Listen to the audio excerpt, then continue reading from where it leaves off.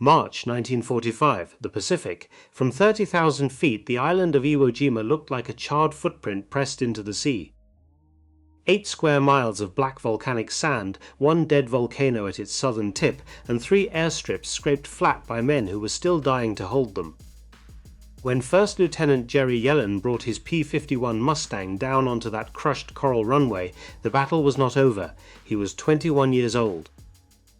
He had enlisted on his 18th birthday, 2 months after Pearl Harbor, a steel mill kid from Newark, New Jersey, and now he taxied past wreckage and smoke, while just a few hundred yards away Marines were still fighting in the caves. The 78th Fighter Squadron had arrived to fly. Instead, in those first days they watched men burn the island clear, 1 tunnel at a time. This is the part the story usually skips. Before a single Mustang ever climbed toward Tokyo, the pilots of 7 Fighter Command learned that there was no clean version of this war. They were supposed to be flyers, kings of the high blue, but on Iwo Jima the ground reached up and pulled them down into it. It happened before dawn on the 26th of March. The island had been declared secured. The maps said the fighting was done, and then in the darkness around 300 Japanese soldiers came up out of the earth. They had been living underground for weeks in tunnels carved into the volcanic rock, waiting. They moved through the tents where airmen and ground crews slept, and for 5 hours the war was not fought from a cockpit at 400 miles an hour. It was fought with rifles and knives and fists in the dark on foot. When the sun finally came up, the attackers were dead or captured, so were 44 men of 7 Fighter Command.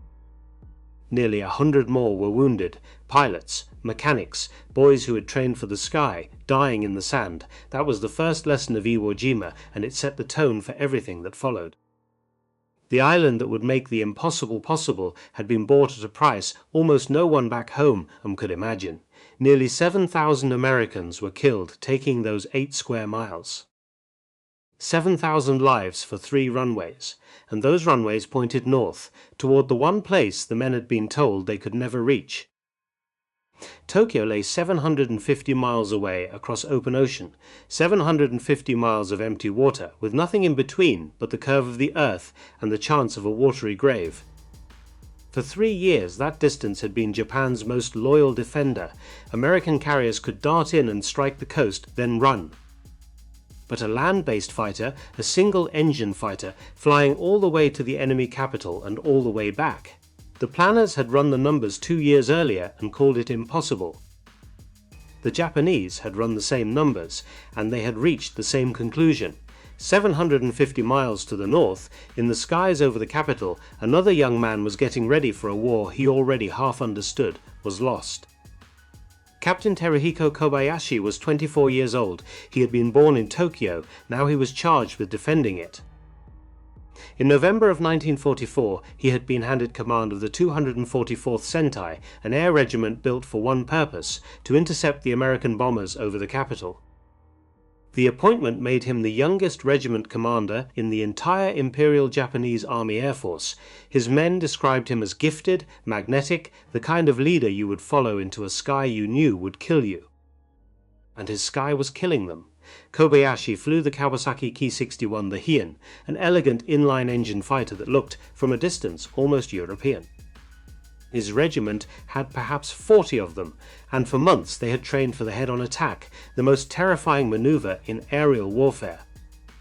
You point your aircraft directly at a 4-engine bomber the size of a barn, and you both close at a combined speed of over 500 miles an hour, and whoever flinches first loses everything. To do it once took nerve. To teach it again and again to frighten boys took something else entirely, because that was the truth behind Kobayashi's regiment and the truth of Japan's defense by 1945. The veterans were mostly gone, dead over the Solomons, over New Guinea, over the Philippines. The men climbing into the cockpits now were fresh out of flight school, with only a handful of hours in the air. Kobayashi did not have an elite force, he had children, and a few weeks to make them into something that could stop the unstoppable. He was building a wall out of boys. And every night, the reason for that wall wrote itself across the city below in fire. By the spring of 1945, the bombing of Tokyo was no longer something that happened to other places. On the night of March 9th, just 2 days after Yellin landed on Iwo, hundreds of B-29 superfortresses came in low over the capital and dropped a river of incendiary bombs. The wind did the rest. 16 square miles of the city burned in a single night. The official estimates would settle near 100,000 people dead. Most of them were civilians. Most of them were women, children, and the old, asleep in wooden houses that went up like paper. This is the weight the story has to carry, and it cannot be set down. The American bombers were not abstract silver shapes in the sky. They were the most destructive weapon yet built, and they were aimed at a city full of human beings. The men who escorted them were not riding to a tournament. They were riding to a slaughter that ran in both directions, and the bombers kept coming for the factories. The target that mattered most sat in the western suburbs of Tokyo, the Nakajima Aircraft Company's engine plant at Musashino. It was where the engines of Japan's fighters were born, including the engines that powered Kobayashi's own machines. The B-29s had been pounding it for months, in daylight, at high altitude, and they had been paying for it. Japanese interceptors would climb up out of the haze, single fighters diving through the formations, and for every factory the Americans damaged, bombers fell out of the sky. Without protection, the great silver bombers were vulnerable. The Japanese pilots knew it. They had built their entire defense around it. What none of them knew on either side was that the equation was about to break. Down on Iwo Jima, the Mustangs were lining up. 2 fighter groups, the 15th and the 21st, machines with long-range fuel tanks slung beneath their wings, mechanics working in volcanic dust that got into everything and salt air that ate the aluminum. Among the pilots was a quiet, precise man named James Tapp, a major also 24 years old, the same age as the captain waiting for him over Tokyo. Tapp flew a Mustang he had named Margaret. He was methodical, careful, the kind of pilot who survived by leaving nothing to chance. He did not yet know that within days his name would be written into history as the first American ace over Japan. He did not yet know what that history would cost him personally, or that one of the men flying off his wing would not live to see the end of the month. For now, there was only the briefing and the map and the impossible blue line drawn across 750 miles of ocean. The men were told the truth, or as much of it as anyone understood. They would fly farther in a single-engine fighter than fighters were ever meant to fly. They would cross water with no land beneath them, no place to set down, navigating by compass and clock and the back of the hand. If the engine failed, there was the sea. If they got lost, there was the sea. If they ran the tanks dry chasing a Japanese fighter and could not find their way home, there was the sea. 2 years earlier, men with slide rules had called this impossible. Now they were going to do it anyway, because of an island bought with 7,000 lives, because the war had to be ended, and because somebody had decided the bombers needed company over the burning city. In Tokyo, Kobayashi drilled his boys on the head-on attack one more time. His commanders had assured everyone that no American fighter could reach the capital. The Navy's carrier planes had limited range. The Army's land-based fighters were too far away. The home islands were sacred, and distance was their shield. It was a comforting thing to believe. It was written into the official picture of the war, and it was about to be proven, in the cold clear light of a spring morning, completely and catastrophically false. The date was the 7th of April 1945. The weather over Honshu was forecast clear, and in the grey hours before dawn, on a black island still littered with the unburied cost of taking it, more than 100 Mustangs began to warm their engines. The sound rolled out across the volcanic sand and over the water, heading north, toward Mount Fuji, toward the Nakajima plant, toward a young captain and his wall of boys, who were about to look up and see the one thing they had been promised they would never see. The ocean did not care that they were coming.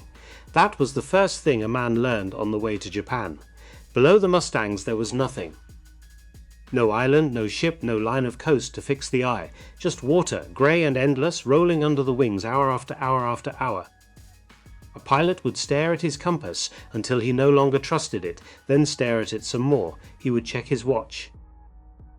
He would do the arithmetic in his head one more time, fuel against distance, distance against time, and he would know, the way you know a cold fact in your bones, that if the engine in front of him so much as coughed, there was no place to go but down into that grey. 750 miles out, 750 miles back. 8 hours strapped into a seat the size of a kitchen chair, unable to stand, unable to stretch, the legs cramping until it felt like someone was driving a nail into the muscle. One of them, a young lieutenant named Joe Fay, said it plainly years later, "You're aching all over, you're exhausted, you're hungry, you've got a cramp in your leg." And then the part that stays with you. After they landed, he said his crew chief had to reach in and pull him out of the airplane because his own body would no longer answer him. Major James Tapp flew these missions with a kind of cold clarity. He was 24, he had named his Mustang for a woman back home. And when he was an old man, long after the war, someone asked him what the hardest part was, the dogfights or the distance. He did not hesitate. "The fighting made your blood run," he said, "but getting from one point to the other over all that water, that was the hardest part of all." That is the truth the recruiting posters never showed. The enemy was not the only thing trying to kill these men, the distance was trying to kill them. The cold at altitude was trying to kill them. Their own machines, magnificent as they were, carried them out over a void that would swallow a man without a ripple. And still, on the morning of the 7th of April 1945, they kept the throttle steady and pointed their noses north. Then, after all those hours of nothing, the world returned. It came up out of the haze the way land always does, faint and then certain, the coast of Honshu, and rising behind it, alone and unmistakable, the white cone of Mount Fuji. The commander of the 78th Squadron, a major named Van Hay, remembered it simply. The weather was clear, he said, and there was old Mount Fuji standing out just like it did in the pictures. An unmistakable landmark. Think about what that meant. For 3 years that mountain had been a postcard, a symbol, the far side of the war. Now men from Minnesota and New Jersey and California were looking at it through a gun sight, close enough to touch. Above the coast, the bombers were already gathering. More than 100 B-29 superfortresses, the largest aircraft of the war, wheeling into formation in a great slow circle in the morning light. A captain named Art Bridge watched them come together as the Mustangs arrived, and he called it what it was, a real spectacle. The big bombers finishing their assembly in a grand circle as the fighters slid into place beside them. For the first time, the bombers were not alone.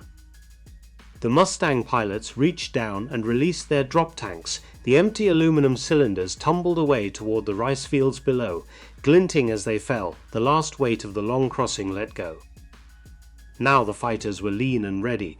Now they were over the Empire, and 750 miles from where they had started, the men they had come to fight looked up and could not believe their eyes. The Japanese pilots had been scrambled to meet bombers. That was the war they knew. Big, slow, vulnerable bombers that they could climb to and dive through. What they saw instead, swarming around those bombers, were single-engine fighters, American fighters, lean and fast and unmistakable, dozens of them, flying over the capital as if they had every right to be there. It was not possible. They had been told it was not possible. Their own commanders had assured them with the full weight of authority that no American fighter could cross that ocean and arrive over Tokyo with fuel left to fight. The distance was the shield. The distance had always been the shield. The shield was gone. Captain Teruhiko Kobayashi's young men were among those climbing to meet them.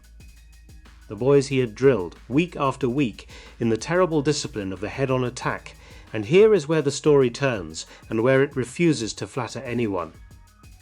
Because what happened next was not a fair fight, and it was not, despite what the legend would later claim, a simple matter of one nation's pilots being braver or finer than another's. The Japanese came at the formation, but they came in ones and twos, ragged, uncoordinated. A flight leader would commit to an attack and his wingmen would not follow. They broke off too early or pressed in too late. To the Americans, watching them, it looked like hesitation. It looked like inexperience. It was inexperience. It was the wreckage of an entire system. By the spring of 1945, Japan's veteran pilots were almost all dead, lost over 3 years of brutal Pacific fighting. The men in those cockpits over Tokyo had often been given 50 hours of flight training before being sent up to die. 50 hours. The Americans diving through them had 400, 500, 600 hours, plus gunnery practice, plus combat tactics refined by men who had survived. Japan was so short of aviation fuel that it could no longer afford to let trainees fly. They were learning to fight in the same minutes they were learning to die.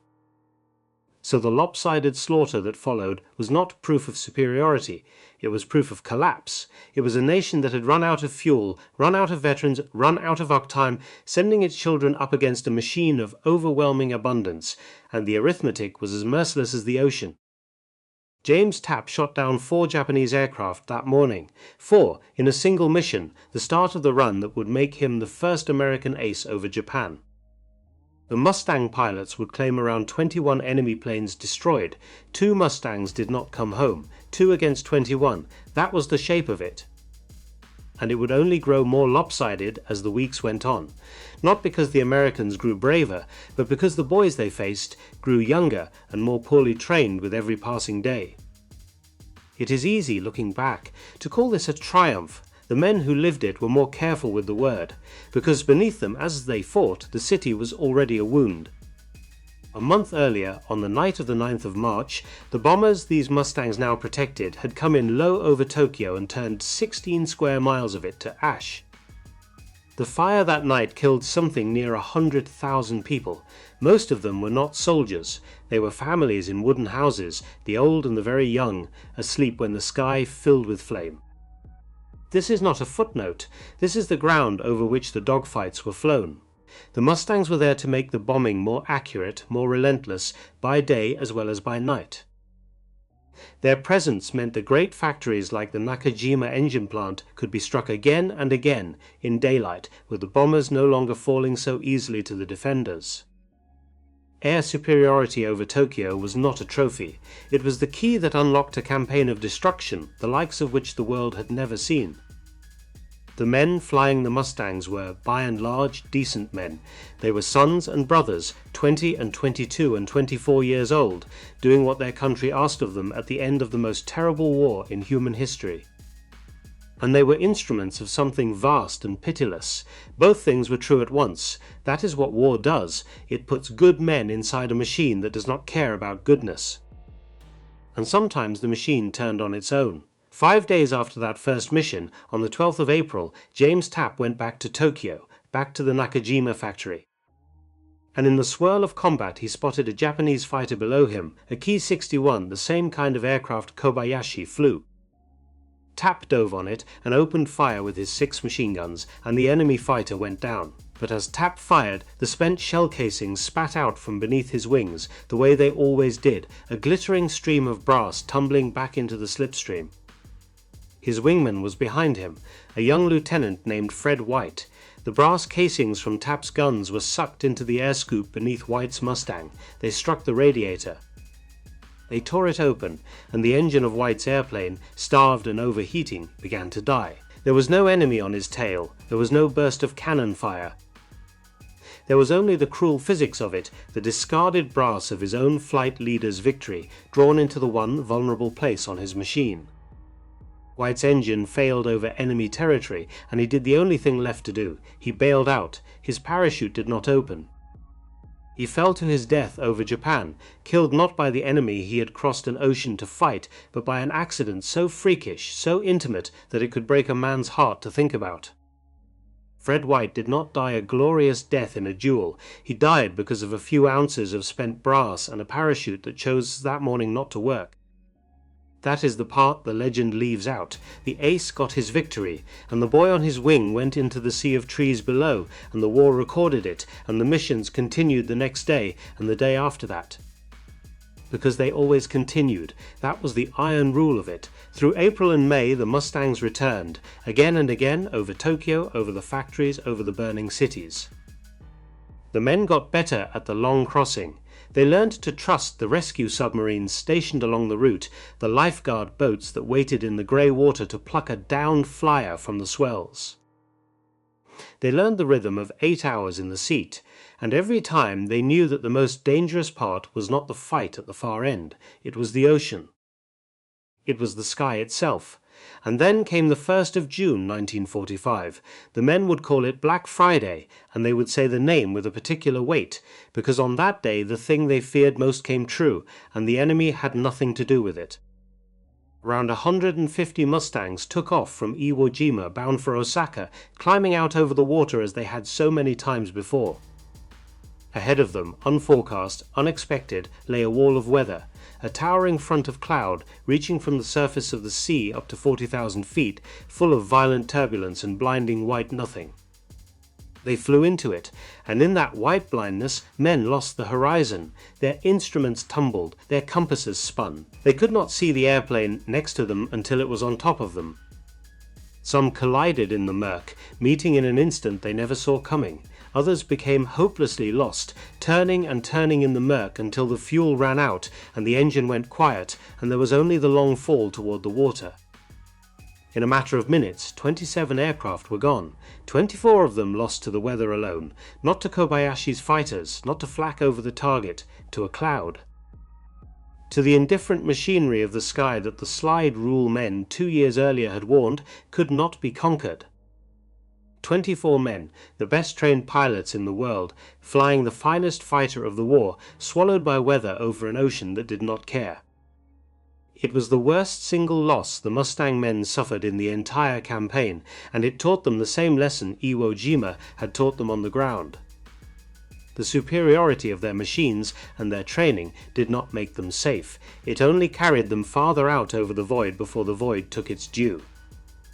And on the far side of that void, in the skies over a dying capital, Kobayashi's regiment was being ground down to nothing. This was the strange and bitter shape of the wars last summer. The Americans had won the air over Japan. There was no longer any real question about it. But winning had a hollow center to it that grew harder to ignore. By July, fuel was so scarce that Japanese fighters were left sitting on the ground, their tanks drained to feed the kamikaze aircraft being hoarded for the invasion everyone believed was coming. The pilots who did rise were so green, so briefly trained, that they were less an air force than a procession of teenagers. The 244th Sentai, the famous defenders of Tokyo, the regiment Kobayashi had forged, was bled white. Its young men died and were replaced by younger men who died in their turn. Kobayashi himself flew on, the charismatic captain who had taught them all the terrible art of facing a bomber head-on, watching the boys he had trained vanish one after another from the formation. He lived, so many of them did not, and the Mustang pilots, owners now of an empty sky, found themselves doing work that felt less and less like the war they had trained for.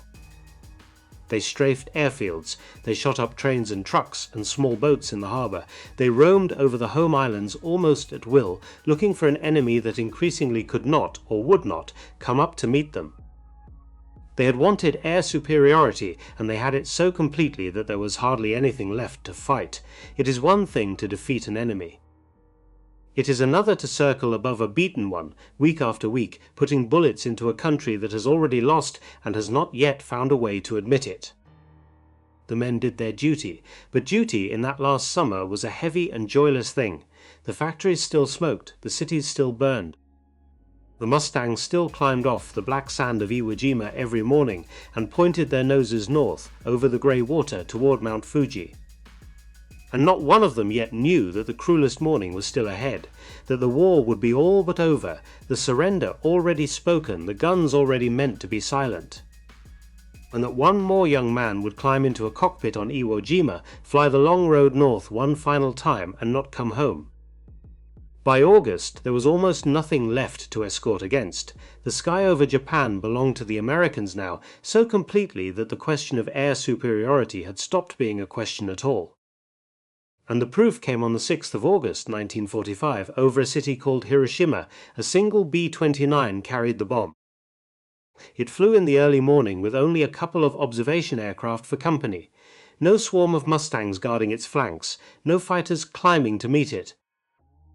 It did not need protection, because the thing the long-range fighters had been built to defeat, the Japanese air defense, had already been swept from the sky.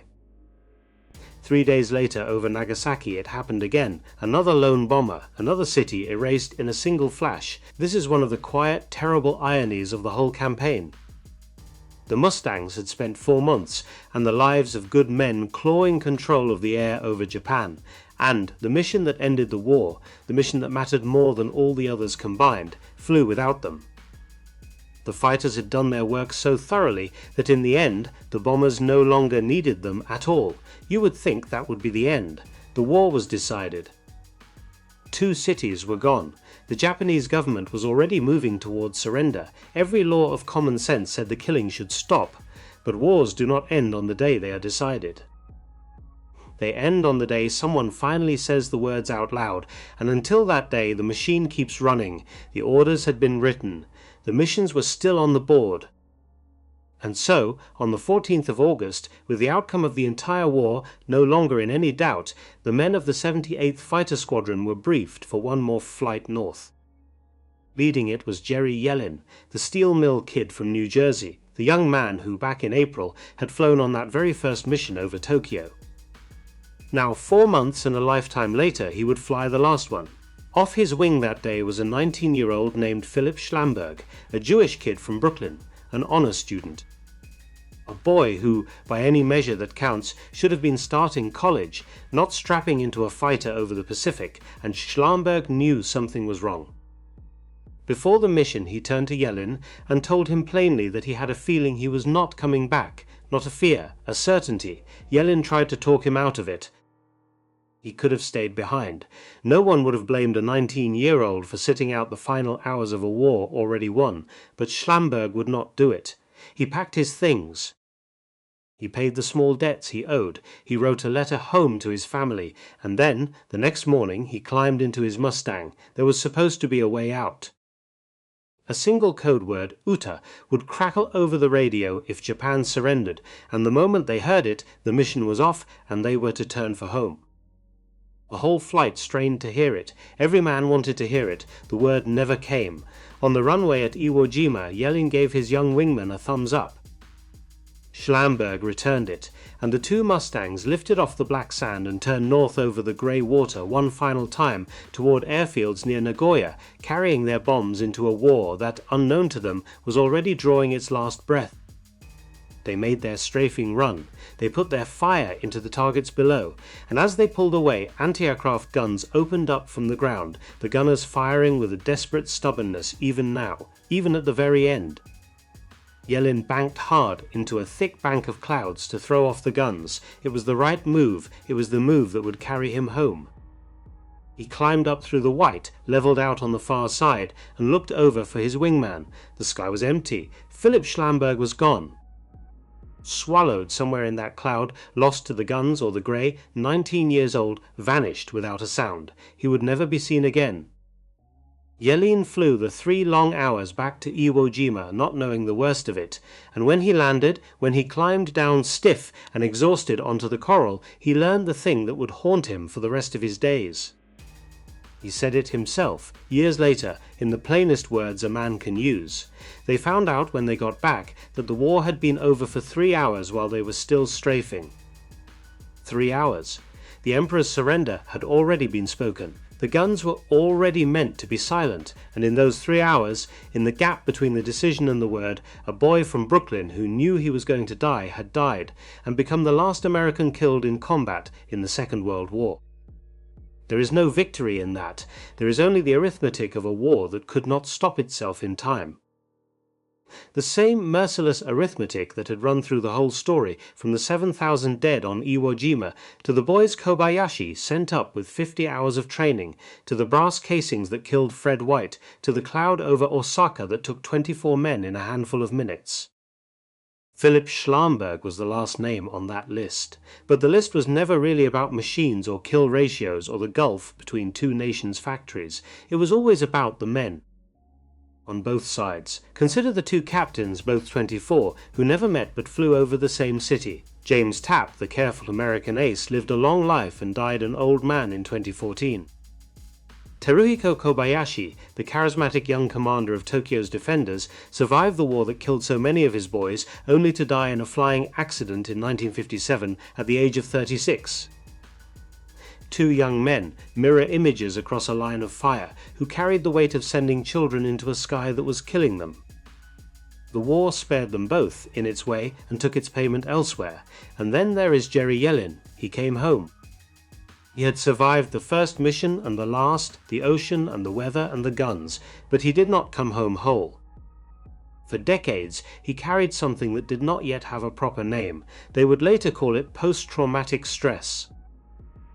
He carried the faces of 16 men he had flown with, who never came back, Schlamberg among them.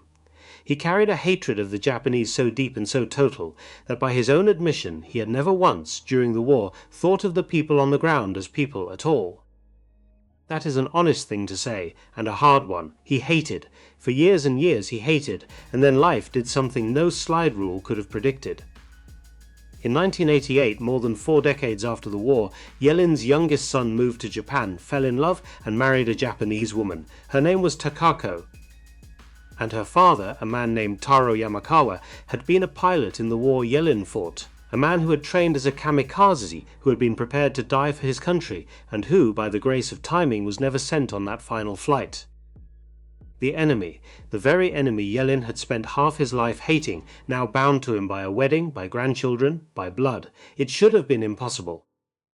By every law of grief and memory, it should have been the one bridge a man like Yellin could never cross. But he crossed it. He went to Japan.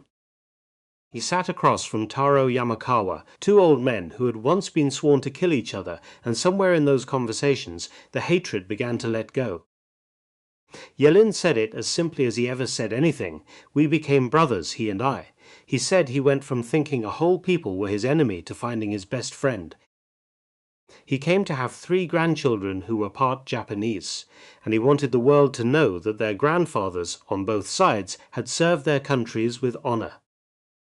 That is the real ending of this story, not the Mustang over Mount Fuji, not the lopsided kill ratios or the smoking factories or the proof that distance was no longer a shield. Those things were real, and they decided a war, but they are not what the story is finally about. It is about the cost, 7,000 on a black island. 100,000 in a single night of fire, Fred White and his parachute, 24 men in a cloud, Kobayashi's nameless boys. A 19-year-old who knew and went anyway and died 3 hours too late, and it is about the one thing that came after all of it, the thing no machine could manufacture and no factory could produce. 2 old enemies sitting together at the end of their lives, deciding they were brothers. The shock those Japanese pilots felt, looking up to see American fighters over Tokyo, was real. It was the shock of a world that had changed forever beneath their wings. But the deeper shock, the one that took 50 years to arrive, belonged to an old man in America who finally understood that the people he had been taught to hate had been, the whole time, exactly like him. Frightened, brave, loyal, human, and gone too soon, so many of them, into that wide and indifferent grave.